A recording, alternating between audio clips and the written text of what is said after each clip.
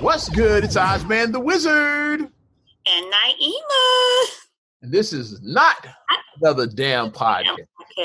Presented by our damn selves. Damn selves. 197. Yeah. Yes. 97. That's what's up right there. Get it cracking and do what we do up in here, man. Not a damn podcast. Let's start things off. We got a lot to get in, but I'm gonna do a little mini rant first, and then we're gonna get right into it. You and your rants. Hold on, I gotta check this out. Oh Lord. I'm finding the post right now. We already know what it is when Oz has a rant. Shout out to Facebook for apparently being dicks. So like I said, it look like we got some haters from Zucks in right now. I don't know what this is, but what? Not another damn podcast page. You text me this first, and I wouldn't investigate it. I said I'm gonna talk about this on the podcast and shit. Oh, okay. Yeah. Said your page has been unpublished because it goes against our community standards. Like community standards. How? Okay. Like and then I clicked on and read what the community standards are. And would you like to hear what it says that the community standards? What the hell is a community? And how we violated that?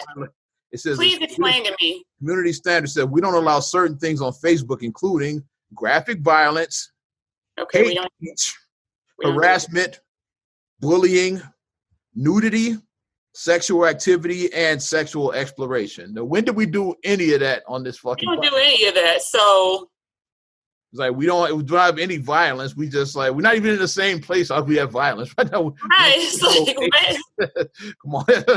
And then hate speech, like what hate speech? What? I'm confused. I'm like, so someone's going to break it down to me. Yeah, harassment and bullying. Who the hell do we bully? Who do we bully? Like, we don't bully anybody. Nudity, sexual activity, sexual relation. I don't know about you. I ain't never flashed my dick on this podcast. Hey, you know me. Like, I ain't nothing. I'm covered. Nothing shows on me. So I'm trying to figure out what we violated. If I was to guess, it probably was hate speech because we probably said, I don't know if we talked about Minister Farrakhan or something like that because he's banned from Facebook. So maybe we talked about him on the podcast and they went back on somewhere else. I don't know and shit, but I don't know. Like I said, our page is shut down for now, but I'm gonna get to the bottom of that shit. Yeah. Like if you're gonna shut me down, at least tell me why. Okay, like yeah, tell me why. Just don't violate so I can figure it out. So I can figure it out, and then I can be given an opportunity to correct what I allegedly did. If you just pull something, you don't tell somebody what they did, then how will they know? So I don't know. Yeah, at least when you go through a traffic cam or a speed cam, they send you a video of like why they send you a ticket at least. Yeah. Or if you were parked in a no parking zone, they'll send you a picture of it. Like, okay, yeah. This is street cleaning, and you parked here clearly on this. Here's your license plate and zero in. Here's your license plate, zero in. Here's you. Here's what David it is right here. They will tell you that shit. Yeah.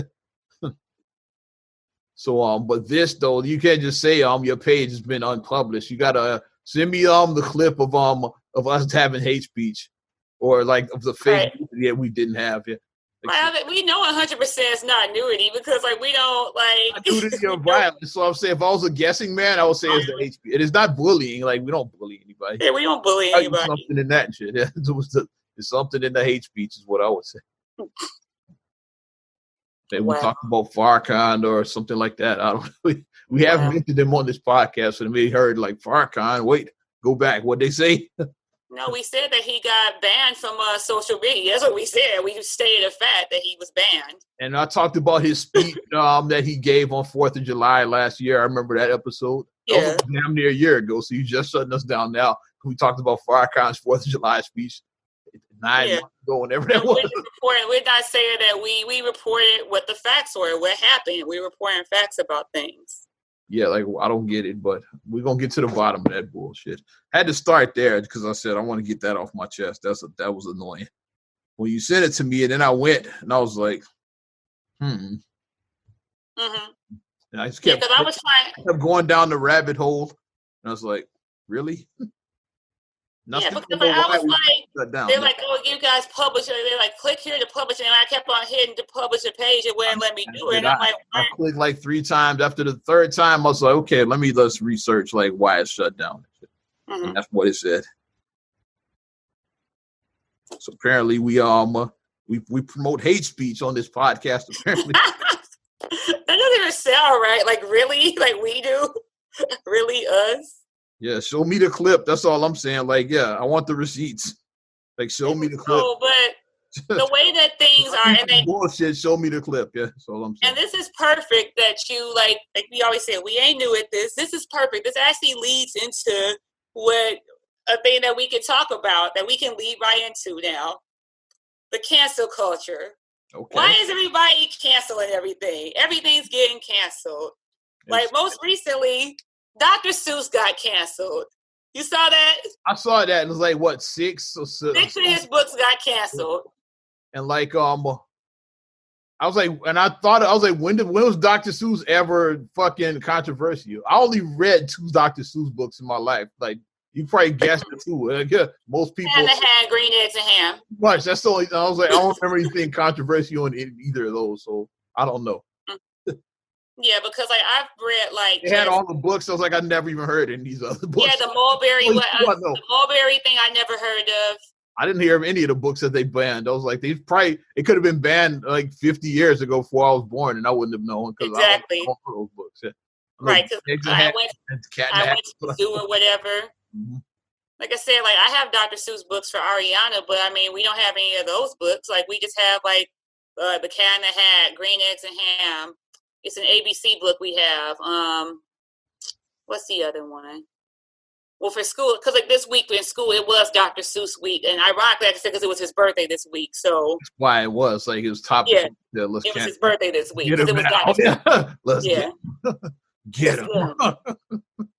But yeah, like they was like those 6 books have been pulled because they said that it had racial stereotypes in it, and they just pulled it. And then another thing I saw, they said that Disney Plus pulled some movies off of Disney Plus off of the children's profiles. They said that if it's still being available in the adult profiles.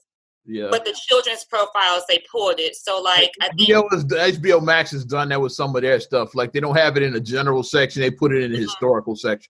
Like, Gone with the Wind, for example, is in the historical section. So it's not pulled per se, but it's not with the rest of the stuff. Yeah, it's not going to be. You have to like dig to find it. Basically, you have to dig for it. You know is just like it's like R. Kelly on Spotify. He's still there. It's just like they don't highlight. Just dig for it. Right? They muted R. Kelly. No, they didn't. They just don't. He's just not promoted there. He's not promoted, but type in R. Kelly in your Spotify list. Like you can pull up every one of his fucking albums. So knock it off with him being canceled. You can listen to 12 Play right now if you want to. It's not canceled. They just don't have all those playlists. They pulled that shit down, but all the albums, every one of them. They're all still there. Yeah. I think with Disney Plus, they pulled Peter Pan, I think, off the kids. They pulled Dumbo. I said we've talked about Dumbo before with the crows. Yeah. With Jim Crow, who is the head of the crows. Jim Crow. Head crow's named Jim. And they said the reason why they pulled Peter Pan is because when he goes sees the Native Americans, it was like they were doing the stereotypical, like speaking like how like that, like not speaking correctly and just savage like behavior and that type of stuff. So that's why they pulled that. Remember that cartoon Go Go Gophers back in the day? I would be considered racist as hell now. These 2 gophers, they were Indians. One of them spoke gibberish, and the other one was like would understand them and shit. Yeah.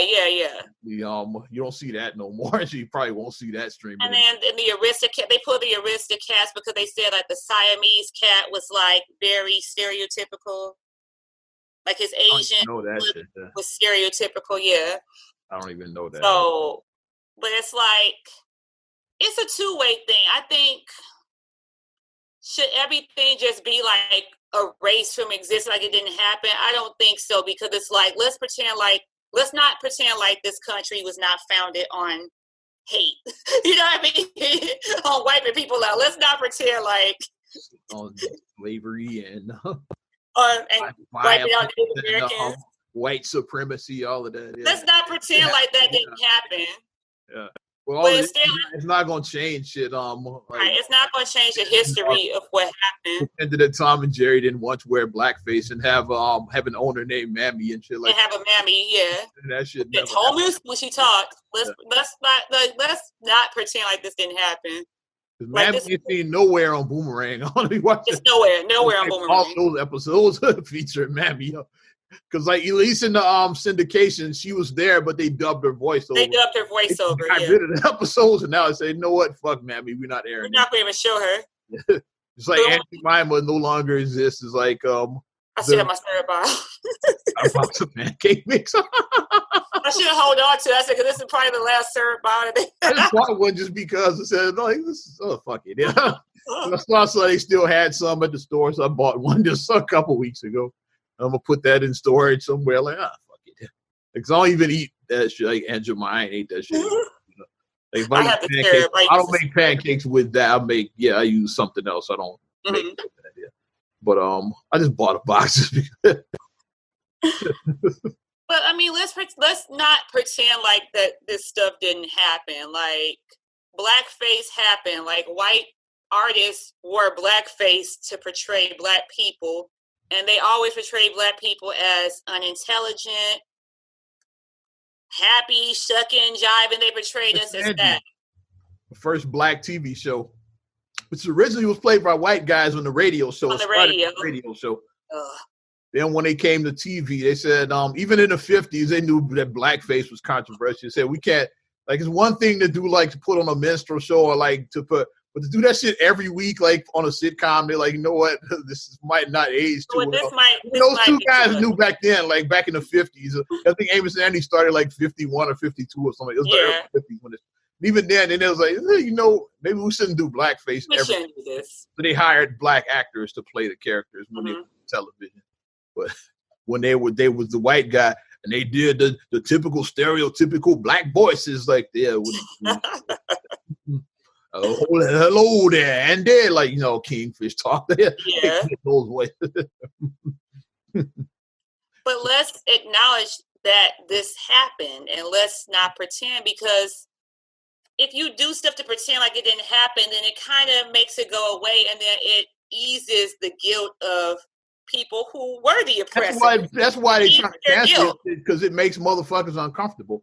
And ironically, the people it makes uncomfortable it's not the ones that you claim it. It's the white ones, the white people, the oppressors, the ones who would be on the oppressing side, not the ones who would be receiving the stuff. And like ironically, the ones who are pushing for all of this is the white liberals. It's coming from that side because like their white guilt is like killing. Guilt. There you go, the guilt. Yes, I understand. Yes. You don't want to see that, Amos and Andy. We're going to ban that forever. Like, yeah.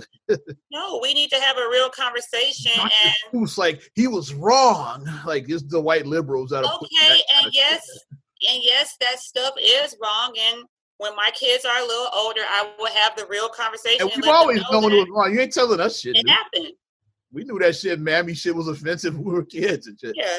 We knew that Amos and Andy, like, Amos and Andy had already been banned by the time we came along, but our mom, like, she would talk. And I think they had some, because it's never been an official release of that, but it's been bootleg releases of that show. Like, like, you find, like, bootleg videos, like DVDs or tapes in the day. Like, so I've seen episodes, of the show, because, like, some bootlegs have, I'm pretty sure it's never been an official Amos and Andy box set. It's been bootlegs, like unofficial shit. Yeah, I've seen a couple of episodes bootleg myself. I've seen. And I remember back. I'm about to date myself. Yeah, back when Blockbuster was a thing. I remember they had the Amos and Andy DVDs on sale.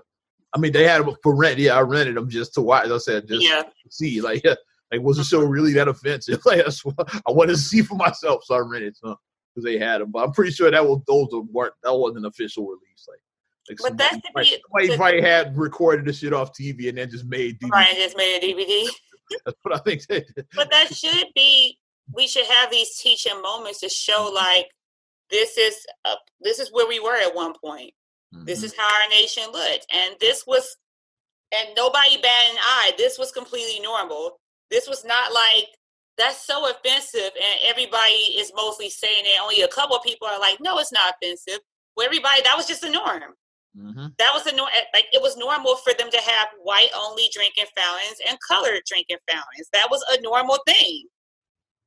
Or to have whites only for your establishment, like whether it's a diner, whether it's a club, like to have the sign posted at the door, whites only, like that. Whites only. Or like mom told us when she said when people were like in the newspaper, people applying for jobs, it would say white only. Yeah, like for example, like the lunch counters, which is what led to the lunch counter sit-ins back in the day. Is they would have like the whites out front. So if you wanted a job as a waitress or something like that, you had to be white. The blacks, they have the cooks like in the back. They'd hide the blacks. Cleaning up, yeah. For cleaning, yeah. Yeah. Mm-hmm. But to work the front, now you had to be white back then. If you wanted to be a waitress or a clerk or whatever, you had to be. Like, they weren't going to let your black ass be on the register, working the register. No, that was not going to happen. Hide you in the back, yeah. Right. So let's be honest. Like, let's show that at one point this was normal. That's why watching this stuff, it's like they'll put the thing saying that due to some images in here that it was during this time frame that go out with the wind. They're like, and I think that's fine to do it like that. Might be some offensive shit, but we're warning. We just let. And I think that's fine. That's the best way I think to go about it, because instead of acting like it didn't happen, put the disclaimer showing that, hey, at one point our nation was fucked up, and this was normal. This is what we did back then. Product of its time. So yeah. We know now, like when you know better, you do better. So we know better now that putting a mammy up with her hair tied up and her bulging her eyes and something else you can't find anymore now, which is all like the Little Rascals, like Buckwheat and Farina. Buckwheat, yeah. Stymie, to a lesser extent, he was like less offensive than those other two characters, but Buckwheat, oh my gosh, he was. Farina, they were ridiculous though. I was Buckwheat, like I was Buckwheat. He was that, yeah. So. Yeah, it's like that. So you can't find that show either. But instead release it with the warning. Mm-hmm. It's like, hey, it might be some offensive shit in here that some of this might offend some of y'all, but we just give you the heads up before you watch. Like, this is the authentic. This is it. Like, this is remastered in its authentic format. We did not edit anything out. We did not add anything. This is how it was recorded back in 1930, whatever the year was. And this is what was accepted in the 1930s. You have to remember, this was almost 100 years ago. If something was done in the 1930s, that's almost 100 years ago. Mm-hmm. So a lot can change in that time frame. They used to air that shit when I was a kid. I remember watching the Little Rascals back in the 80s. Mm-hmm. They still aired them. I think in the 90s when they banned the shit, that's when shit started getting. Probably NAACP got that shit off the air by the 90s. I'm sure. Yeah, but the 80s, I remember because it used to come on, in after school hours. Yeah. Your cartoons, like what a block that is. Like Tom and Jerry, and the Little Rascals, like just have all the racist shit together. Whole racist block in the afternoon. But let's act like, let's not act like. And we just watched it. It was just like, okay, yeah. Right. Watch the Little Rascals now. And this is when you have that teaching moment. Like I said, like as parents. Which we had as kids, like mom and dad told us that buckwheat was offensive and shit. It's your job as parents to let your kids know that, hey. But they said, like, that's a stereotype, that character. That's a stereotype. Especially like, I didn't know buckwheat, like he was androgynous, like he dressed like a girl, like he had a dress on and shit, like the earlier, like later they made the character more, they had him more in boys' clothes, like male clothing, but early on he was androgynous, like with Buck. It was totally ridiculous. Like the character when it's and then the Otay, like he couldn't speak correctly, Otay. Mm-hmm. But like I didn't know Mammy was offensive on Tom and Jerry. I didn't know that as a child until Mom told me. OUWT out. And then every time when they showed her, when they played, they played that every time she entered the Mammy theme. For those that don't know, Mammy, little baby won't shorten it. That's his actual. Mammy had an actual song back in the day. Yeah. And then when Mom sang the full version, it's like something like Two Little Darkies, or it's very feeling. Mom sang like the whole version. Yeah, I on was the like, cartoon, they just played the instrumental of that. They didn't play any of the lyrics. yeah, the lyrics. But when Mom actually told me the lyrics, that's the music they played. When you look back, if you can find the shit, like you might not. If you look back, if they can find those episodes, probably stash up on YouTube too. A lot of that shit for a couple of reasons. Because it's copyright and it's offensive. Copyright and offensive. So a lot of that shit they got off of YouTube now too. Mm-hmm. But just like the cancel, like a lot of stuff, like you said, was products of the time period that you're looking at. So just being like, we need to cancel this person. We need to cancel this show. We need to just cancel it. Like, no. Let's have a real conversation about it. Let's have a real conversation. It's coming from one direction. A lot of that shit is like, come on. I'm like, what's so-and-so do? I'm like, every time I look up, it's like, everything is getting, like now, I think, like, it's like some shows are getting canceled. There was like some like television shows. They're like, no, we're not supporting that. We're not doing the Mr. Potato Head. They was like, that was just Potato Head. Yeah, we're not gonna say Mr. Potato Head. No, it's just Potato Head. Mr. Fluid, just Potato Head now. Because I just y'all are doing too much, man. Well, my the kid's godmother, she got Potato Head for Khalil, like a big potato head. It was like he always potato head to me. I don't give a shit. I guess this is the hate speech that got us kicked off Facebook. We had a conversation like this. Is it really hate speech? This must be the hate speech saying that. This is really hate speech. And I'm gonna still call it Potato Head, Mr. Potato Head. But everything is just, I mean, PC. Does PC overstep its boundaries? That's the thing. Does PC just go? Does PC just go too far? Sanitize the world. You can't. So you're trying to sanitize. Right. Does PC just go too far sometimes? Sanitize the past is like. Right. Come on.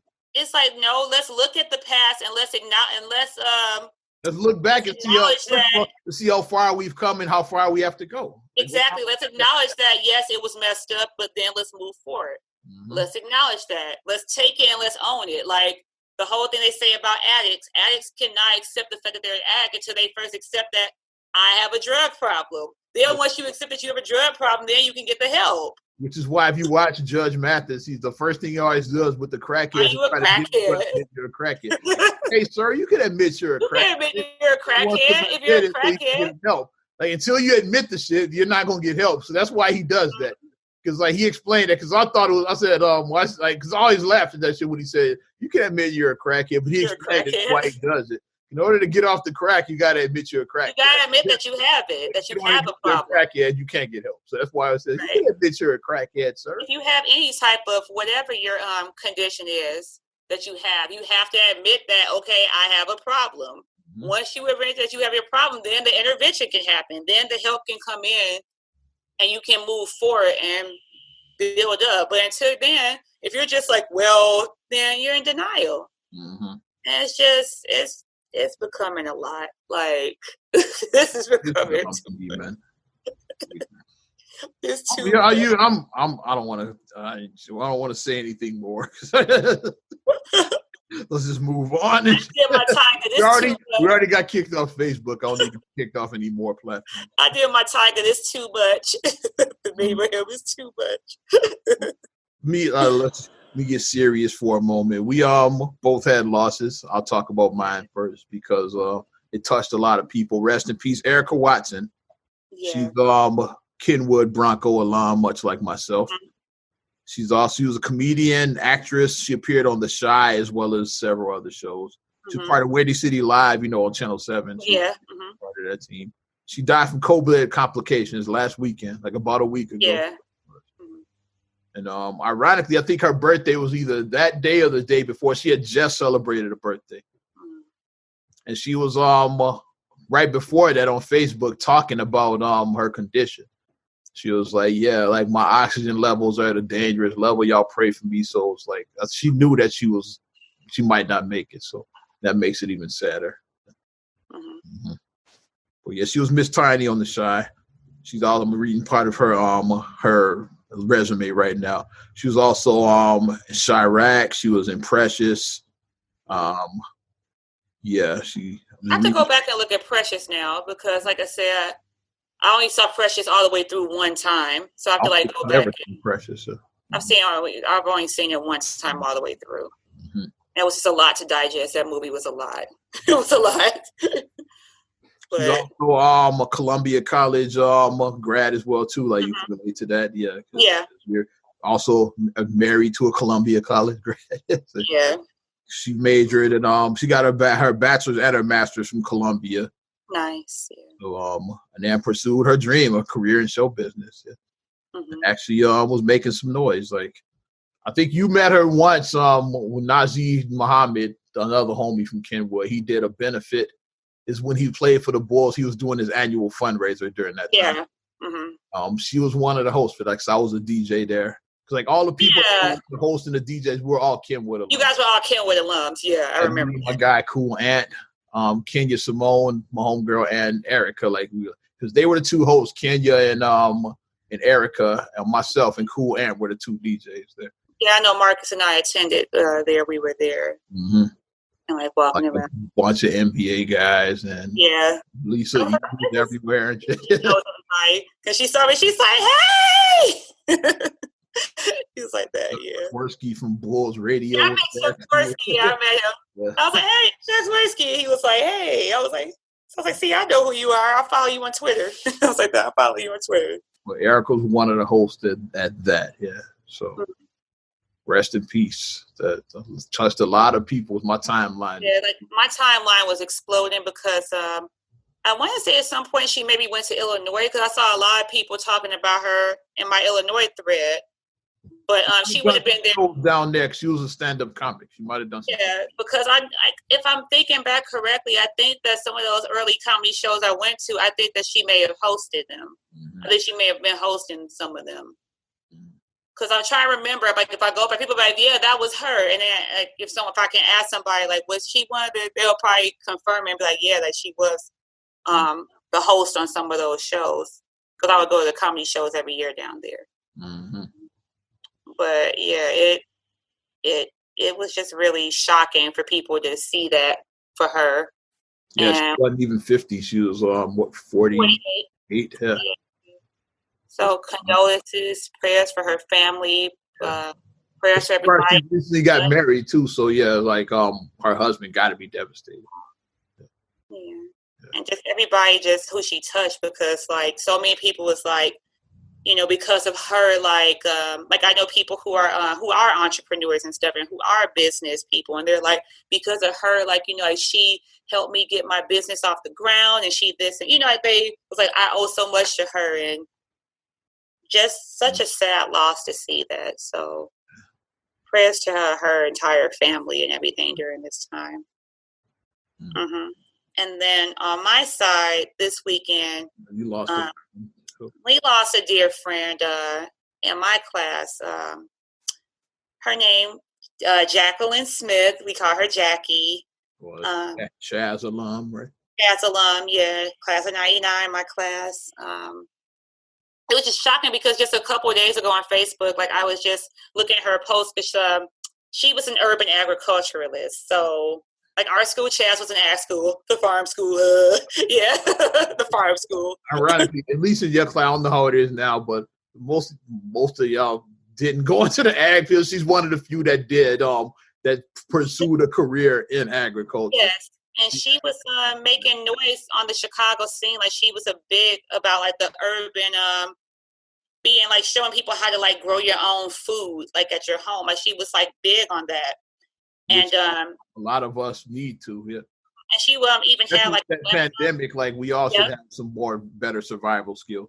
And that's what she was able to feed themselves. If the grocery store shelves go bare, you should be able to find a way to feed yourself. Yeah. And that's what she was doing during the pandemic. She was teaching classes on the webinar to people, showing them how to do that. And when I saw that she was doing that, I was like, oh, and I was like, I filed that for my mental law because we're planning to buy a house within the next year or so. And Ariana already told me that she wants to have a garden at our house. She wants to have a garden. I said, you want to have a flower or a vegetable? She's like, I want to have both. I said, okay, so you want to grow food? I said, all right. Jackie does that. I said, we're going to go and we're going to get our training with Jackie. I said, because mommy hasn't done this in years, so I need a refresher. So I was like, we're going to go and we're going to see Miss Jackie. That's what we're going to do. And that was going to be my plan to do that.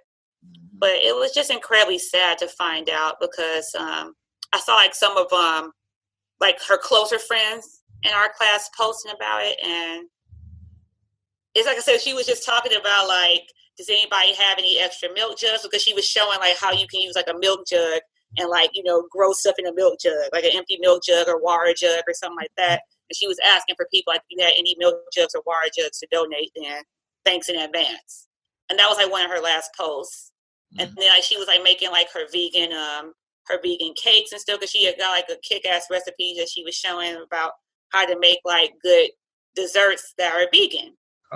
Me and her should have talked, because I got kick-ass cookies. But she had this mousse, like this chocolate mousse thing or something, and it was just like, she was just posting this like 2 days ago, and then when we saw that, all of us was just like we were just stunned by it. And she was just a beautiful person, just a beautiful spirit, beautiful soul, and she's going to be incredibly missed. So please keep the Smith family in your prayers, and just an incredible, sad loss for the Chaz family. Rest in peace, both Erica and Jackie.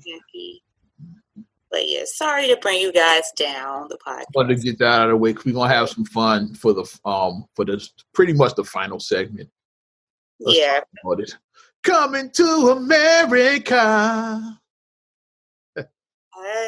Can you see I'm coming to America? The sequel. Now, break down the plot, and then we give our. I'll put it in the description at about the 30-minute mark. Spoilers galore. We're gonna spoil. Well, let's catch people up, because like, it may be some people who may be living under a rock. If you've never seen the first Coming to America, which came out in 1988, by the way, over 30 years ago. Over 30 years ago. So if you've been living under a rock and you've never seen it, then quick synopsis. Prince Hakeem on his 21st birthday was supposed to marry his bride Imani. His pre-chosen bride. Bride Imani, because they had arranged marriage. Picked out for him at birth, so they've been grooming this girl her whole life. To be the princess. Yeah, his wife. Hakeem is like, I want to find my own wife. I don't want to marry this chick. I don't want to marry her because she's beautiful, but I mean. He was just an idea even before he met her. Then when he met her, he knew he didn't want to marry. He's like, okay, she's a goof. I can't marry her. Because before he was like, I don't know. I think I should be able to pick my own bride. Like the iconic scene, like I said, like they say, 30-year spoiler. The iconic scene when he asked her to bark like a dog, she barks like a dog. Because he says, no matter what I ask you to do, you'll do, no matter how ridiculous it is. She says, Irvin, he looks like. And he says a big dog, and then she woof woof woof, and he tells her to hop up and down on one foot. So like, no matter what the goofy thing that he asked her to do, she does it. This clearly does not set well with him. If Hakeem was smart, then he wasted getting her to do whatever she wanted. Like because Bonnie was fine. So like whatever I say, I don't say bark like a dog. I got something else I'm gonna say. Whatever. Okay. Yeah. So he's like, I don't want to do this. So then he goes to America, but his father's again, he's going to America to sow his oats, to sow his royal oats. That's what it is, because Hakeem, he's like I said, I'm assuming Hakeem was a virgin, because the father asked him about the bathers. He didn't really answer that question. It's like, so I don't think, that. So he said, okay, I know, you want to have your fun. So go to America, smash some women, and then come back and get married. 40 days. In 40 days, you'll be married to Imani. It is settled. Yeah. Of course, he brings his trusty sidekick Simi with him to America. Hall. And then they make a pact, and he's like, no, he said, I'm not going here to sow my oats. He said, I'm going here to find my bride. Mm-hmm. And then he decides to go to Queens because that's like That's a sign to him. He's like, on a coin flip, yeah. Say, flip. heads New York, tails Los Angeles, because the rest of us don't matter. Like, fuck the rest of America. Yeah. New York and LA is all that matters. You could have found a queen in Chicago. I mean, come on. Could have came to the South Side. I'm just saying. Could have came to shits because like we got queens over here over east. You know, gives you a queen from over east. Could have Lisa Ray could have been Lisa McDowell. Southside. Movie would have been much different then. It's like, yeah. No, I'm not going to Zamunda. I can't. The Southside when it came out. I ain't moving no Zamunda. You must think I'm one of them Thelma and Louise bitches. Oh, wrong movie. Another movie she played a bride in. My bad.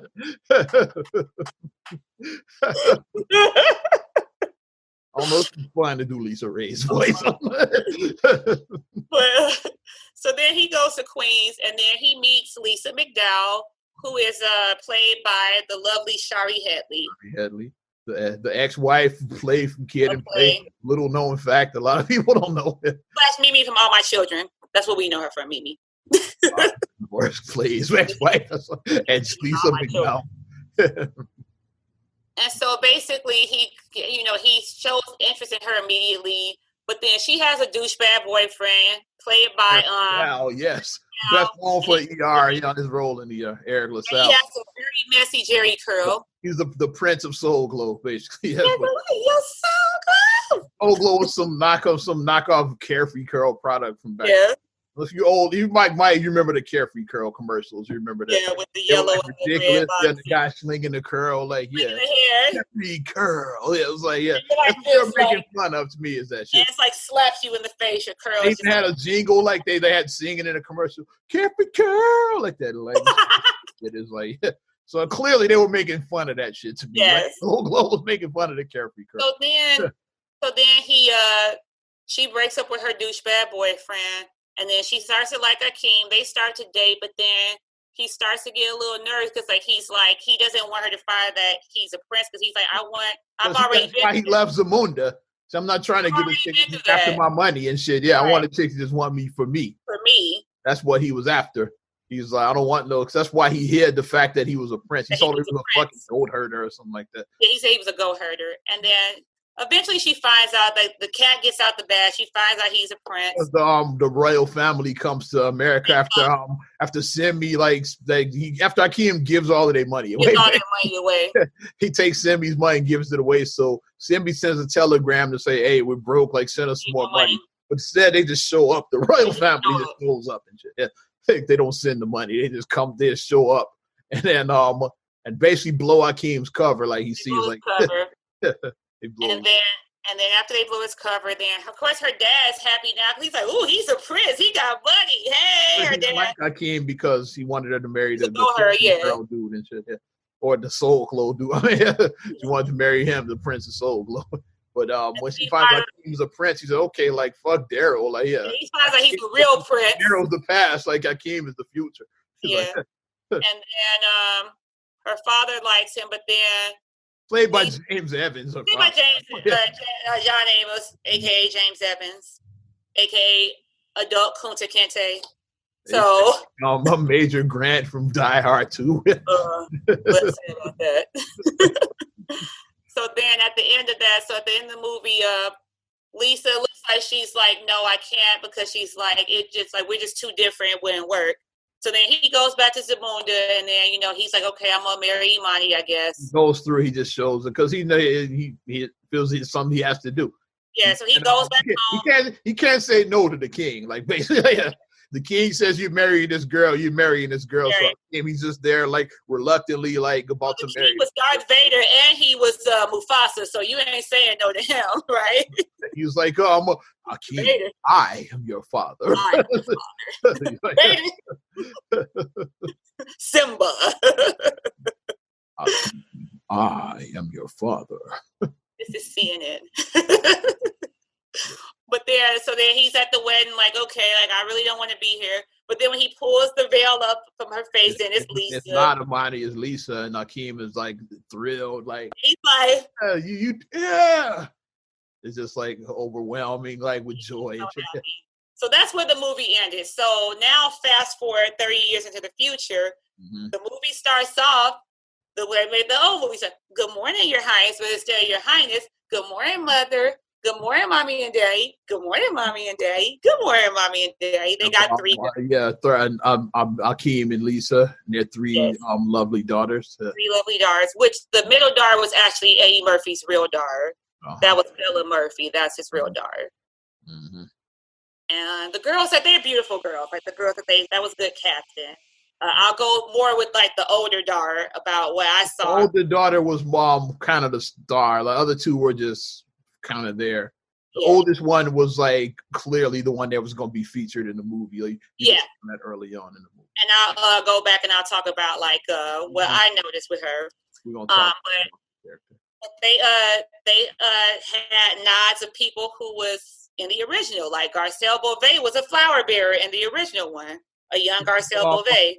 Which is, I'm guessing she was over the rose bearers now because I can't see like 30 years later you still have roses. 30 years. It's like you would have moved up the chain at some point. So maybe she was like the boss of the because it was other rose bearers. It didn't look like that's where it was because the boss and shit. I'm because she was putting the roses in their bins early, and then they were like, look like they were like it was like she was delegating. That's what it looked like to me. It's like she was delegating. Seems like a pretty sucky life. You still doing the same shit 30 years later. Like you haven't moved up. You should at least been on a level with the chick that was tasting the food in the first movie. Like, like Garcelle could, because she wasn't in the movie. Garcelle could have her job. And shit. That's why he should have moved up to her job. He was kissing her neck at the end of the movie. Yeah, that chick and shit. He was like, yeah. So seeing the so girls, lowly jobs, it seems like you would move up. Like bathers, it wasn't the same ones. I'm pretty sure they moved up. Like you can't still be like 30 years later still cleaning the royal penis. Like come on. Yeah.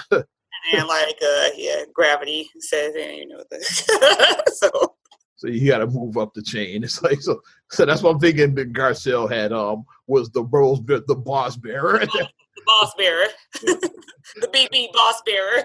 That's just my take. And then they still had the same setup and everything. Obviously, now Prince, like the thing, instead of celebrating the birthday, because at the beginning of the first movie, it was celebrating his 21st birthday. Yes, it is my birthday. Yeah, they were celebrating their 30th anniversary. Because that would be, by time wise, that would be about correct. Oh, right, yeah. About correct, yeah. Because they probably started filming this movie in 2019. Yeah. The original came out in 88, so 30 years. It's about the same. 30 years, it's close. It's close. About there, yeah, about there. So, so they were celebrating their anniversary, and they were preparing, and also in preparation for the anniversary. At the same time, what was going on is the king was getting very ill. He was on his deathbed at that point. He was on his deathbed. Joffrey Joffer, played by the legendary, and we're so thankful that James Earl Jones is still here. Like, I'm explain how they did his scenes too. A lot of people don't know. Should I do it now? Because like this is gonna be long. So let's just we're gonna pause when we have to. Like so because we will forget shit, so we'll pause the story. Okay, go ahead. So right here, because of COVID and because of his advanced age, like James Earl Jones is 90. Yeah, he's 90.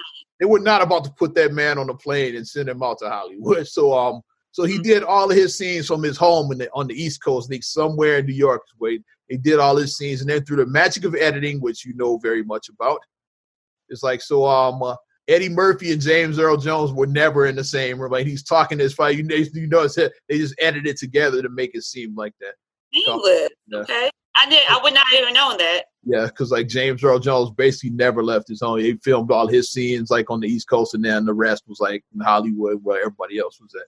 So, and when you think about it, they never showed him not putting him on a plane. He wasn't walking or nothing, anything. He was just in his bed, and then he was in his cabin. They don't show them together. They just show him talking up, and then show Akeem talking to him. And it was like, yeah. He was like, so basically, he's talking to nobody. He's like, yes, my son. Yes.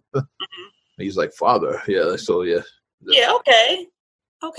Like, okay, that's pretty cool. Like, there's another cool scene we're gonna get to definitely too. I'm just thankful that he's still here, James Earl Jones. Absolutely. That's what I like to see. Lost, the legendary Mad Sinclair way back in the 90s.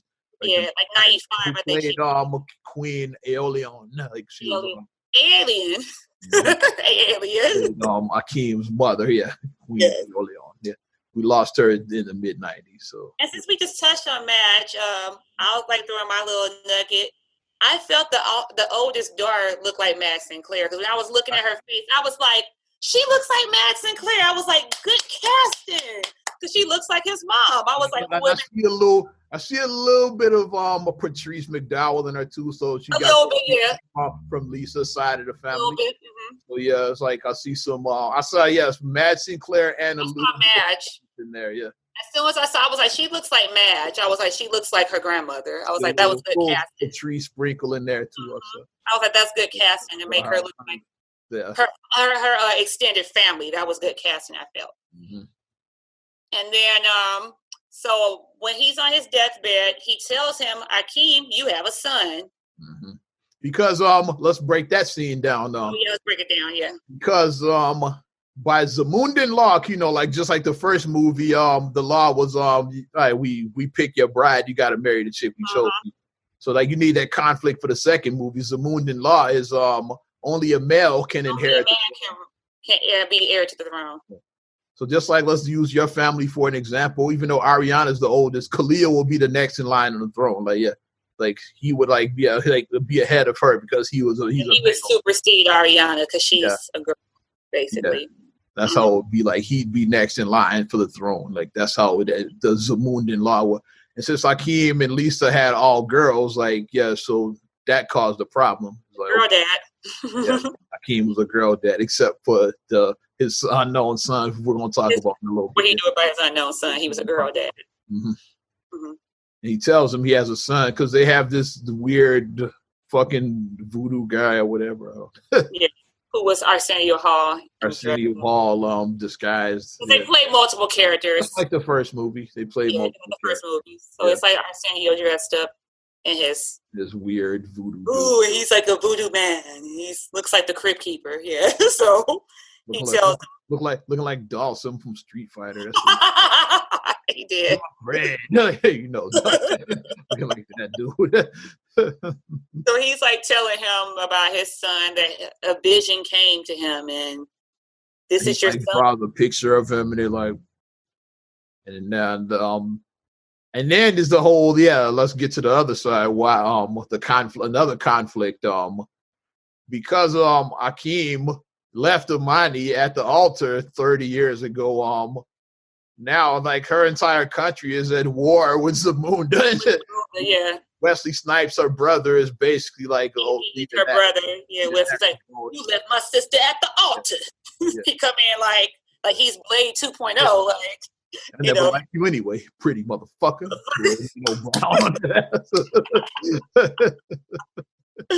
He told Akeem, sit your $5 ass down before I make change.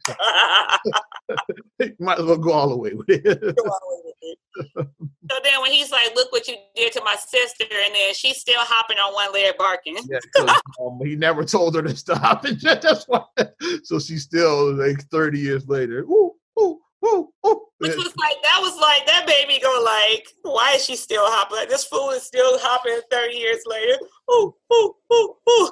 like, look what you turned my sister into. Look what you did to my sister. And if I'm not mistaken, I don't think Vanessa Bell had any lines. I think she just barked the whole time, which is even funnier. Did she forget how to talk? Like, all she could do was bark. I don't remember having a single line in the movie. She didn't have a line. She didn't have any lines. Yeah. Like, I think she forgot how to speak. Because you've been barking for 30 years, you probably would forget how to speak. I think so. I think she forgot speech, because she just barked for the last 30 years. So then he's like, "We're at war," and then he's like, "Yeah." And King Jaffe Joffer wants him to find his son because he thinks Akeem is soft. So he's like, "Yeah, we need Is like you're not cut out to be king after I die," basically. Right. Because he was kind of pampered, he's like, yeah, I think, you're kind of soft, so let's find this other son. I think he might be more worthy of the throne than you. I think that's what. Right. Mm-hmm. So then he goes to Queens because in the flashback, the king. After that, the king dies shortly after they had showed. They show the flashback of They show that flashback. And then how Akeem had a son. Let's get there. And then you see one of the best scenes from the original movie, which first I was skeptical about Akeem having a son. I was like, it kind of ruins the whole story of the original movie with him finding his perfect woman, Lisa, and they live happily ever after. And then it looks back, it was like, oh, did he fuck around on Lisa? Like, I don't know how I feel about that. Exactly. Go back to the scene when they first got to America, Akeem and Sim. They go to this whack ass bar and shit, and let's break that down. Like, yeah, I have a secret. I worship the devil, and then some guys go an hour, 2 hours. Man, got to put in overtime between me to get off. I'm almost single. My husband's on death row. I only type of guy that drives a BMW. Yeah, I'm in the good thing. I was Joan of Arc in my former life. This is the first time the doctor separated us. Doctor separated us. My name is Peaches, and I'm the best. All the DJs want my breast. And really, a rock star, make my own videos, and I'm going to tear you apart. Too. So then they do a quick run through of that, and then after he realized that all those fat-ass bros they met, and then they add footage that we didn't see from the original scene. Yeah. Let's pause again. How this scene became about what gave him the idea for this. A couple of years ago, a few years back, only if you remember Terminator Genesis, like with Arnold Schwarzenegger. Yes. I haven't seen the movie, but I remember the previews. And what they show in that, they show Arnold looking like he did in the first movie. He went back to like 84 again in that. But like, look, yeah. And so Eddie Murphy saw that and said, like, let's do that and come into it since they have that technology where they could make you look like how you did back in the the shit is so advanced now with technology. Have you seen Captain Marvel? I don't think so. They did that with Sam Jackson and Captain Marvel because Captain Marvel took place in the 90s. So obviously Sam Jackson couldn't learn how he does now as Nick Fury. They made him look like how he would look in the 90s. Fiction and shit, basically. Like that, like how he did in Time to Kill. Like he looked like that, like a Time to Kill, like that. Yeah, but that's what they do now with technology. So they had Eddie Murphy and Arsenio like playing themselves, but they altered them so they look like how they did in '88 instead of how they look now. So they basically had the filter. Yeah, that's what they did in Terminator Genesis. How Arnold's clearly 70 now, so they had him look like he did in '84, like when he was like 35, whatever. So they were able to alter it. But going back, so then they a chick they didn't show from the original movie because Simi was like, I'm getting some ass here. I'm getting some ass. I don't know about you, but hey, I'm getting some. And he was going, and as fellas, especially young fellas back in the day, we do that. We'll find a couple of chicks like you got to be the wingman and get rid of the. You got to be the wingman, yeah. Which is what Akeem basically like took your ugly friend played by Leslie Jones. If he was getting with the other chick. That's what. Mm-hmm. So they meet these two chicks. Yeah, they take them back to their crappy apartment in Queens. Crappy apartment. Well, Leslie Jones' character is smoking weed, and basically Akeem gets high, like she blows the smoke into his. She gets him a shotgun. Mm-hmm. She gets him the weed, and then they have sex, and that's how the son was conceived. Like, Akeem, technically, he didn't cheat on Lisa because he hadn't even met Lisa. Because like, remember they met at the Black Awareness rally. Right. And they had the creepy preacher with the women up there. Shout out to the one in yellow. Like you said, the Black Awareness rally. Yeah, Black Awareness rally. They should have had one in this movie, but. So then when they show his son is a bit of like a hustler because he didn't grow up with his father, and his father figure was played by Tracy Morgan. Let's talk about him. To be a hustler. Let's talk about Tracy Morgan. Because for years ago, when Eddie and Arsenio thought about, because they never wanted to do a sequel, but they talked about it over the years, and originally Eddie wanted to like Tracy Morgan to be like the son, but they was like, y'all deal with the same age. So we scratched that. So when they finally did do the movie, they found another way to get Tracy in the movie, which saw Uncle Reed was born. But you didn't want to do like Lawrence Fishburne and Cuba Gooding Jr. Because Eddie is a fan of Tracy, so he wanted him to play his son. Like this is like years ago, like when they were talking about doing a sequel. They said that ain't gonna work. Like, hey, Tracy Morgan technically looks older than Eddie Murphy. Well, he looked the same age. So it was like, oh, that ain't gonna work. So then he had him playing his he was the boy Reem, Uncle Reem, which is what my kids call our brother Kareem. They call him Uncle Reem. That's what my kids call him. But I remember the name because it's the same as my brother. Because his name was Kareem and that too. And Uncle Reem was what the son called him. Yeah. Right. And a good nod that I saw, a nice little Easter egg when they showed him trying to apply for a job. Another cameo was Colin Jost played a descendant, the Duke, descendant of the Dukes. When he said his name, he said, "Oh," he was like, "Mr. Duke is my father." But he said, "Call me whatever his name, Chad, whatever his name was." And then he was like, "Yes, my grandfather and my Randolph and Morton wrote a portrait of them. Yeah, he has a portrait." So that made me laugh out loud. So I like that they still were tied in. So Coming to America and Trading Places are still in the same universe technically. Right. Yeah, because the Dukes exist in that world, like because they existed in the first movie as well too. Right. It was the aftermath of going bankrupt. Yeah. Randolph. So I guess so I like the Dukes had a happy ending. So I guess they took the money Akeem gave them and built their empire back up. And Duke is back again. Like 30 years later, the company is still thriving. Their grandfather in 88, yeah. Their grandson was still like he was running it now or whatever. Played by SNL's Colin Jost. Colin Jost. So I thought that was a nice little nod to the Dukes. So that was a nice little cameo. And I like Colin Jost. He's funny. So that was a nice little cameo. And he pulled on Black Widow. So shout out. I like him. Game. That's nothing to do with his talents, but well, that's talent right there. He pulled an A-lister. That's pretty impressive. There's that. But no, though. So then, Akeem goes and of course it causes some conflict because like once his wife, you have a child. I guess a wife you find your husband has a child. Man, like it was before we met. Yeah. Outside.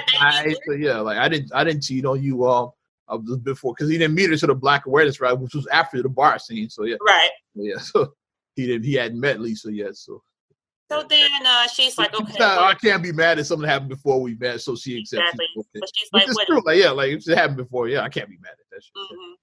So then he goes to find his son. Mm-hmm. And when he finds him, he's like, well, he first goes to the barbershop to try to find his son. Which Mighty Sharp is still there. Like, and they talked about the whole gentrification in Queens. Like, because like Queens now, like Queens 30 years ago was, we saw how it looked. They even joked about the cab driver. This shitty enough for you. They talked about how bad it was. And but now, they show Queens now is like, the gentrification is like, but the Mighty Sharp is still there. Like everything else is different. The Mighty Sharp is the only place that was. Of course, they were doing what they do best. They were arguing about boxing, saying that Floyd Mayweather kicked Manny Pacquiao's ass. They were like doing what they do best, argue about boxing. That's what they do. The three old men. That old Jewish guy is still there somehow. Yeah, he was still hanging out in Mighty Sharp for some reason. My thing is they probably were only like 45 back then because people look old in the 80s. That's my reason. I think old man was 100. I think Barbers might have been 50. That old Jewish man is 100 now. It's like 100. 70 then. It's like, and it's like they were old because they were talking about Joe Louis. They're 100. Yeah, I thought about They were. Wasn't talking about Dr. King too. Dr. King. I thought she was someone else. Joe Louis. So they 100. Yes. It doesn't add. Yeah, they definitely 100. You saw Joe Louis box. You're 100. Why are they still alive? But it brought some nice lighthearted humor with them, like the old men arguing or whatever. So then he goes and finds his son, and he lets him know that you're an heir to the throne. And his son is like, "What? As an American, you hear that you an heir to an African throne, huh?" And of course, the first thing I gotta take my mama. My mama. His mom confirms it. Is like, we hooked up, so. It happened. Yeah, she confirmed it. She's like, so, you my African. She's like, okay, baby daddy. What? Okay. And she's like that. So then, of course, he takes his mom with him, and they return to Zamunda. Of course, it causes some acting a damn fool because now she's in a palace, a royal palace. Mm-hmm. And she's like really showing out, doing like what you said. Like if you do come into some money, you know how we act. You know, you know how we act. Another conflict in the movie is between Akeem and Lisa's oldest daughter and the son, because she feels slighted. She's like, I've been preparing my whole life for this. You just bring this clown in off the street. Yeah, like, he automatically like jumps ahead of me like this clown. He's this is who you want to lead Zamunda. Mm-hmm. Him. Really him? She's like that him? She's like he don't even know anything about our customs. You know, I'm clearly the one that's most prepared, but the fact that he's a male is like he automatically gets it. Mm-hmm. So that created that conflict, the little sibling rivalry, we call it there. And then they're like, oh, now you have a son. Izzy's like, he comes back and he's like, yeah, you got a son. So now he can marry my daughter. His daughter is played by Tiana Taylor. Yeah. Brings her out. Tiana Taylor. And of course, the son was like, okay, this ain't so bad. Just like the first movie when they brought out Vanessa Bell's character. Yeah. She come out, she's like, yeah. You know, doing her that thing. Part too, yeah. Tiana Taylor is like, shout out these Shump, yeah. Iman Shump, you did a good job, homie. Well, you a nice one. Tiana Taylor makes me like, okay, I gotta work out. Got snatched his head a little. Yeah, she was quite nice in that. And they duplicated the it was like the She's Your Queen scene on steroids, like the with the African dancers and Oha singing. They did that scene over, but a lot though. It was like a lot more to it, obviously, yeah. And the head nod in the original, it was Paula Abdul who did the choreography, and then this one it was Fatima Robinson. So they stayed with the real choreographer, which I liked. I was like, yeah, Fatima. I love Fatima. She's dope. So a lot of people who don't know, Paula Abdul is one who taught Janet how to dance. Yeah. Mm-hmm. Look at Janet Paula and post Paula. Terrible pre-control and control. Like now she's known for her great dancing, but it wasn't always like that. Paula's yep. Mm-hmm. But so then he's like, okay, and then he's like, well, he has to pass the princely test. That's what. You know, because he's trying to stall it. He's like, he has to pass the princely test. Akeem is not sold either, so he's not sold either. Yeah, let's test this brother out. Yeah, so then after make sure he's worthy of the throne. Yeah. So after they put him through these ridiculous tests or whatever, finally he gets it. Oh, I'm sorry, I forgot to jump back. Let me just jump back real quick. James Earl Jones was a damn fool for that. Where he was like, he knew he was dying, and he said, I want to have my funeral now while I'm alive. Like, yeah, which is funny. Yeah. He died. But that goes with his ego, though, because he was very he's the one man to say, like, I want to attend my own funeral. Like, he's the only person that could get away with that. And then Rich McCall was there. Morgan Freeman was doing, like, his eulogy. Morgan Freeman. And then he dies. Then he dies at his funeral. He said, this is fitting. This is fitting for a king. He died. Now Akeem is officially the king after that. Yeah. I'm sorry. Now Wesley Snipes are really come. Okay, now we definitely gonna come after you. Like King Joffrey's gone, so we're gonna take out Akeem. We're gonna take out Akeem. He give him like unless you marry, unless your son marries her, then we call it off. We're gonna come after you. Goes along with it because he wants to keep the peace. Because because he knows that they probably would take him out. He's like, yeah, you know what? Okay, exactly. I agree. Yeah. Like I'm against arranged marriages, like knowing what you know about his character from the first movie. I'm against that, but fuck it. Yeah, if it keeps the peace, then I'll allow it. That's what Akeem was on. And the process of him, the son meets his groomer. Yeah. Marimbe. He meets her, and then once he starts talking to Marimbe, you can see that they have a connection, even though he met Tiana Taylor's character. Just like Akeem and Lisa, they're like he fell for the common girl and not the one that's been groomed for. Yeah, he fell for the common girl. Yeah. Mm-hmm. So he fell for the common girl. And then he eventually is like, I want you. And then they decide to run off. After he passes all those ridiculous tests, then he decides that. Yeah, you're the heir to the throne. He gets declared it. But after all of that, he decides that I don't want it. Now you got to marry Tiana Taylor's character. And after he talked to her, she did the same thing that she was like, whatever you like, whatever you want. And he's like, thing. And during that, so I can't marry this girl, like just like I can't. And the line that got me is when he said to her, he was like, but what do you want? She was like, I'm just a wife. Like basically, like, I'm not paid to think. Like I'm a wife. He said, I want a woman who's good at thinking. Well, that's not me because I'm just a wife. Like the way she said, like I'm just a wife. Like why? It shows how Akeem, like the older he got, the more he became like his father. Because like when he was young, 21, he was the rebellious one that why can't I pick my own bride? Right. Fast forward 30 years later, now he's like, hey, it's Zamunda tradition. Like I can't break it. Yeah, the heir has to be a male. Like yeah, who am I to break it? It's like he. And then his wife called him out. That Lisa called him out because Lisa was like, the more you said that you were going to change things, the more it stayed the same. Because she was like, you were supposed to change things, but you didn't.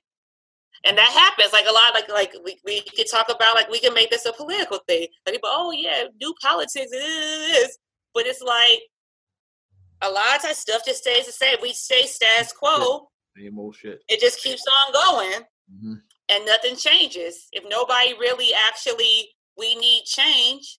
Things just going to remain the same. So then after that, what did he do? Oh, so then him and I was pissed off too because he overheard the conversation about the arranged marriage only being because to keep peace between Zamunda and I forget the name of the other country, but that's the only. So the son overheard that combined with Tiana Taylor being a ditch. Like he said, you know what, I'm out of here. It's like so then he and his mom and everybody they fly back to America with his new bride. Yeah, that is.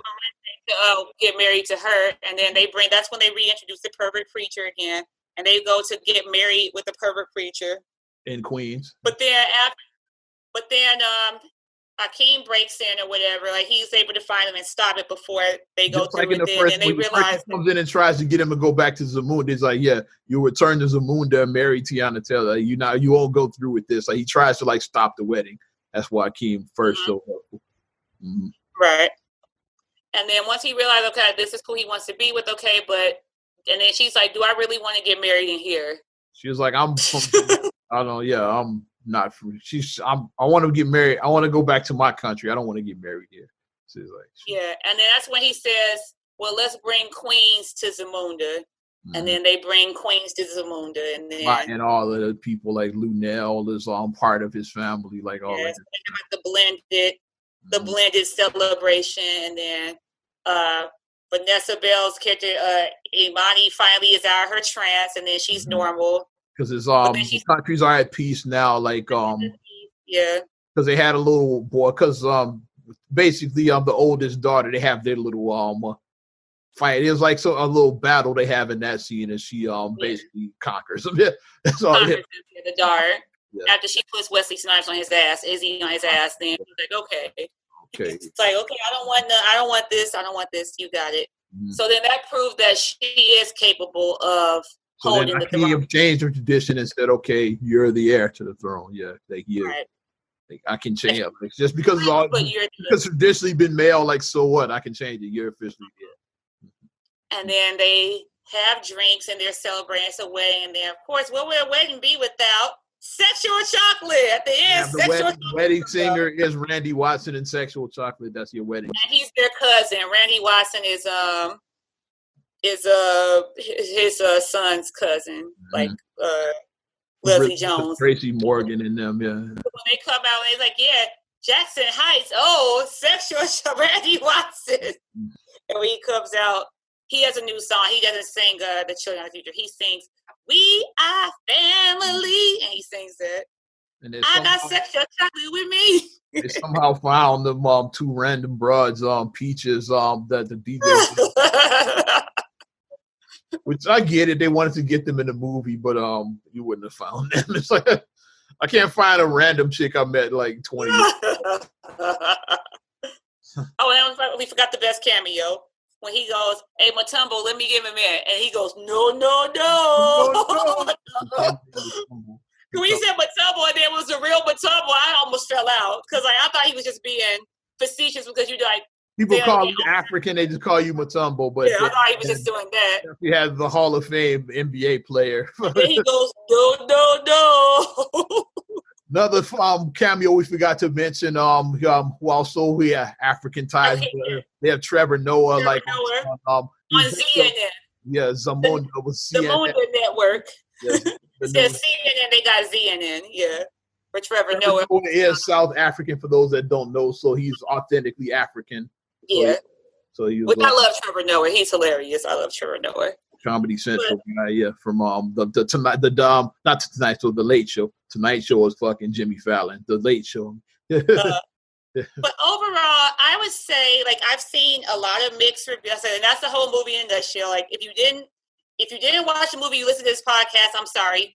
I'm gonna put it in the description. Yeah, about the 30-minute mark. Yeah, we're gonna spoil the shit out of this movie. So right. That's why I'm glad we did it last. So people can listen up to that point and just stop it there. Like if you don't want to hear the spoilers, after 30 minutes, just stop the podcast because we're gonna talk the rest of it. It's gonna be about this movie. But yeah, though, overall, here's my takes. Like I promised my Facebook fans I would my actual synopsis of how I feel about the movie. If you don't compare it to the original Coming to America, you'll be fine. If you're constantly comparing it, expecting it to be that, then like that's the ones that are disappointing. Look at it as a standalone movie. And what I liked about this one was the first Coming to America was all about the Queens, the American side. Well, like most of this movie took place in Zamunda, so we got to see Zamunda. We didn't see much of Zamunda in the first movie. We saw a little bit at the beginning and a little bit at the end. We got to see like the whole movie basically took place in Zamunda. So that was cool. You got to see, learn more about the Zamundan culture and all of that. So I like that portion. I like the nods to the original. Yeah. Some of the cameos, a lot of cameos on some of those cameos were like. Louis Anderson. So now he's not washing lettuce. Louis Anderson. Assistant manager now, yeah. That's where the big bucks come in. And they opened their first not McDowell. Yeah, McDowell's. I was right. They opened their first McDowell's in Zamunda. So basically I guess being in the royal family has its perks, and now Cleo McDowell was able to franchise his business. So instead of having a one store in Queens, now he got franchises around the world. They have one in Zamunda. Louis Anderson is there running that one. And I got a little sidebar right now about how Louis Anderson even ended up in the movie to begin with. Right. Yeah. Our Eddie and Arsenio were on Jimmy Kimmel talking about Coming to America, the sequel. And they said that Paramount, which is was the studio that produced the original Coming to America, probably this one as well too. Yeah, they said that they didn't feel that an all-black cast could carry a movie. This is the 80s, so that was still was a thing then. It was a thing. So the studio made him put a random white guy, because he does. When you look back, Louis Anderson's character does stick out like a sore thumb. He does stick out like a sore thumb. Only major white his other white characters that are minor. He's the only white character that's he had character development. He has some depth to him. Yeah. So and that's why the studio made him put a white character. And that's who they chose. Okay, well, they and both Eddie and Arsenio are both comedians. They knew Louis, who was also said we like Louis, put him. They're like, who's the funniest white guy we know? Hey, Louis, come here. Louis cool. Put him in the movie. Louis. So that's how he ended up in the movie. And to piggyback off of what you say, I do agree with you with that. As a standalone movie, I felt like it was more like. It wasn't a sequel per se, but kind of like a reboot. It almost felt kind of like not a straight up sequel. But when you keep on comparing it, you can't compare stuff from 30 years ago. You can't capture that magic again. For one, you can't capture the magic. For two, a lot of things have changed and evolved in the last 30 years. So the jokes about things happening, you meet in randoms, it's now you could just swipe left. You know what I mean? You want to meet women, you swipe left. Yeah.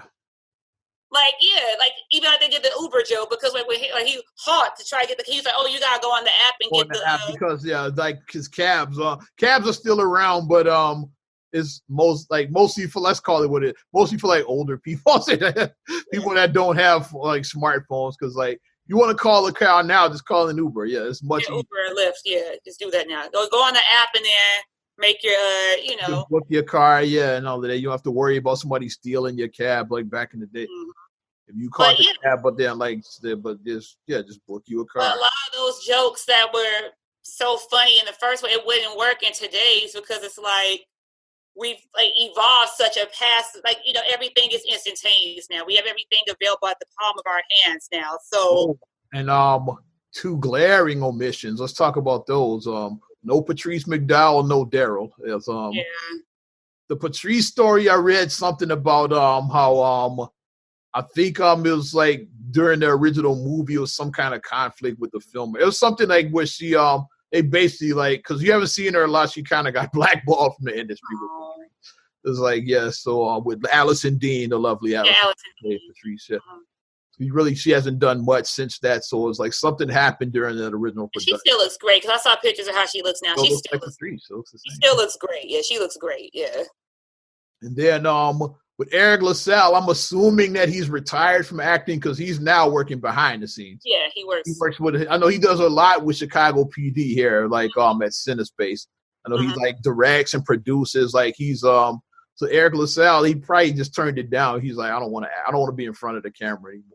I don't know if that's what, but I'm assuming that's what it was. That Eric LaSalle is just like, I'm retired. Like I'm a producer now. I'm not an actor anymore. I think. One cameo that I wanted Sam Jackson in the movie so bad because I was like, it would have been funny if he was like a politician or like a police chief or something like that. He's like, yeah, we're going to get this crime together in Queens because this crime is just so bad. And he was just like one of those guys. It would have been a nice nod to see that. But from what I heard, they said it was a conflict of schedule. Like Sam was a very busy man, so yeah, he couldn't. Yeah, because he's 30. So that's kind of that's a third one that was missing, but those first two really like stood out. I would have loved to have seen Sam because it just would have tied it would have been a nice little Easter egg to show that he went to jail that last time. He turned his life around. Now he's fighting crime. Even though he was like robbed. Hakeem and Simi, they're the ones because like he had robbed the joint 5 times and then they busted him. So thanks to the two of them is how it happened. Oh, and shout out to Rick Ross. That was Rick Ross's house, the palace where they shot at. That was Rick Ross's house because he was like, I have the house, which Marcus told me the house that Rick Ross bought, that was Evander Holyfield's house. That was his former house. That was and Rick was like, I have the space, I have this many rooms, I have this huge mansion, so you can film it here. And then a lot of the movies. You got to see more of the palace. I like that too. We didn't see a lot of the palace because like technology was here. We didn't see a lot of the palace here, so we got to see. And then there's bonus stuff like some of that was shot on Tyler Perry's lot on his studio. So of course. That was cool. The costume design was good. I think it was the lady who won. What was she won the Oscar for? Was it A Wrinkle in Time or? I don't remember. Black Panther, maybe even. Maybe Black Panther. I don't know. I think it was the same wardrobe person who won the Oscar that year. Whoever. I think it was the same one. I'm glad you mentioned Black Panther because that's another connection that between the two movies. What's his name? Ryan Coogler. Ryan Coogler. Yeah, Ryan Coogler. He had pitched the Coming to America sequel script some years back too, like featuring Michael B. Jordan as I saw that, but it got rejected because which I get to because of the charm of Coming to America is like the antics of Hakeem and Simi. His new movie would have been nothing. It would have been like Michael B. Jordan would have been the main star, and like so it would have been like doing the first movie, but with Michael B. Jordan in place of Eddie Murphy, like basically looking for his bride in America like that. And that's why it got rejected. It's like, no, we want to see Hakeem and Simi in their antics. Like we don't really want to. We don't want to see a Michael B. Jordan led coming to. So that it got rejected because of that. Although I'm sure the ladies would have been happy to see Michael B. Jordan. But that's my take on it. Yeah, if you don't compare it to the original movie, you'll be fine. Yeah. If you compare it to the original, you will hate it. I say if it was like 1 to 10, 1 being lowest, 10 being highest, I give it like a 6 or a 6.5. It was a watchable movie. That's fair. Like I said, obviously it had its holes, and every movie has a plot hole. Every movie has its stuff. But I would say that it was watchable. The cameos made me laugh. The nostalgia made me feel like, aw. And it was good, like seeing that 90% of the cast is still alive. Mm-hmm. and could still be in the movie 30 years later. Yeah. And they still look good. Like, everybody look good. Like, Shari looked good. Vanessa looked good. Gracefully, Shari. Yeah, like, I haven't seen much of her recently. Like, she kind of fell out of the spotlight after the 90s. Like, she Arcel looked good. Like, yeah. So it's like everybody, Eddie and Arsenio look good. Everybody looked good in the movie. Mm-hmm.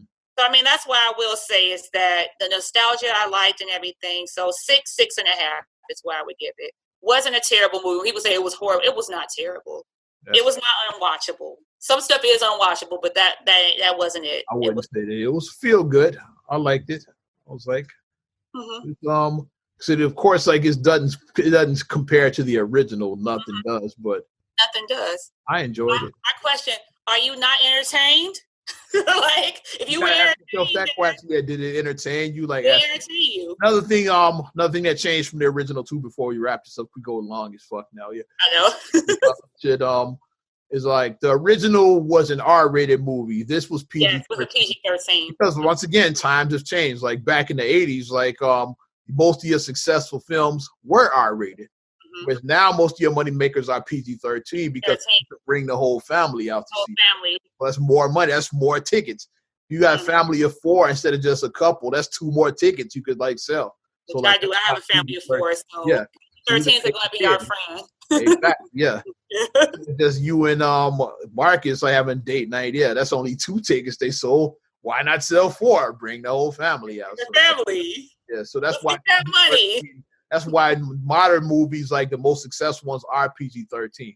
Like typically, like R-rated movies now typically like fringe movies for the most part. You have some hits like Deadpool, like, but most modern R-rated movies are like fringe movies. Yeah, but back in the day, like most of your hit movies were rated R. It was an era, so that's why the new one was PG-13 as well instead of R because of that. Because like this is originally supposed to be a theatrical release, so they were thinking, more money, like more money. You make it R-rated, like you giving up money, you leaving money on the table. Yeah, you make it PG-13, people bring the whole family out to see it. But that's my take on that. And let's wrap this thing up. We've gone long, the motherfucker. Definitely, the review went like twice as long as the first part of the podcast. Definitely appreciate you supporting Not Another Damn Podcast. And I guess we just get right to the subscribe, share, rate, review part. Yeah, there we go. Fuck Facebook, yeah. So subscribe, share, rate, review on all your platforms. Talk about Apple Podcasts, Spotify, TuneIn, SoundCloud, iHeart, TLC Talk Radio. What up, Tasha? Hey, Tasha. Get at us on your Amazon Alexa devices and on YouTube. You can check us out as well.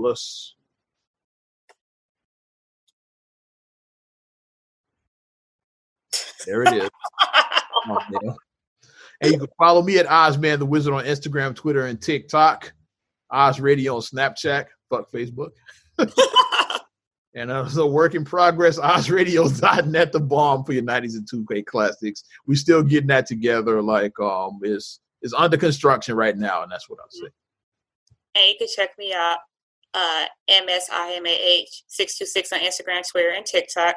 Also, STRAGULLEY1 on Twitter, STRAGULLEY7 on Instagram. Also, please like me on other stuff, I guess. Check out straightgully.com for your blogs and your vlogs. And for your video production needs, check out straightgullyproductions.com. We're going to get to the bottom of why that Not Another Damn Podcast page got banned. We're going to get to the bottom of it. But until then, I'm Ozman the Wizard. And Naima. We will talk to you later. Bye. I'm gone.